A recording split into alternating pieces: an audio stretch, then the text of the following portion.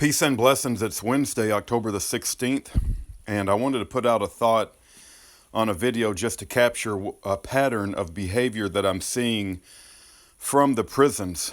Just this morning, a prisoner indicated to me and my wife that we need to take down a video of a letter he wrote. Now, what I'm seeing is that not only will they falsely incarcerate you, put stun cuffs on you,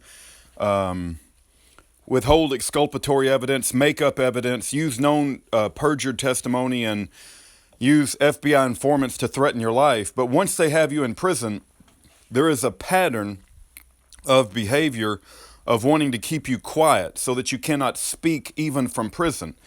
One example is a death row inmate that Aaron and I communicate with sent me a new Alabama law that anybody in Alabama prison is not allowed to have a presence on social media, which means that nobody is able to read their letters or publish their phone calls.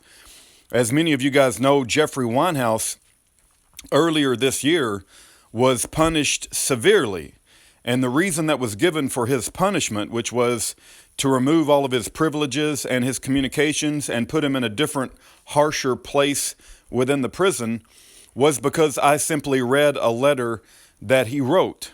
Now, he didn't even instruct me to read the letter. I just read it on my own accord. But because I did that, Jeffrey was punished. And so what Warden Stanley Payne is doing is establishing a pattern that you are not allowed to put forth any message from the incarcerated, because these are godless people. You have to understand that you and I, we have a moral conscience in our heart and our soul from God. And so when we do something wrong to somebody, we have a hard time going to sleep at night.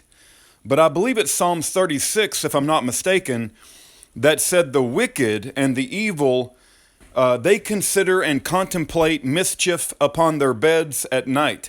In other words, they need to do mischief in order to get a good night's sleep. And so when Sergeant Henry Folsom attempts to murder a man, it doesn't bother his conscience at all that he nearly stole the life of Jeffrey Winehouse and took a father from took a father from his children, and took a husband from her the wife. It doesn't bother his conscience at all that he's doing evil. The same thing goes for the people coming across Schaefer Cox, and that they've devised evil and implemented wickedness against him. They need to put him in a secret CMU prison to shut him up, and they have to monitor all of his communications in order to make sure he doesn't tell anybody how innocent he is, or he doesn't reveal what happened in the murder of Robert David Neal, the attempted beheading.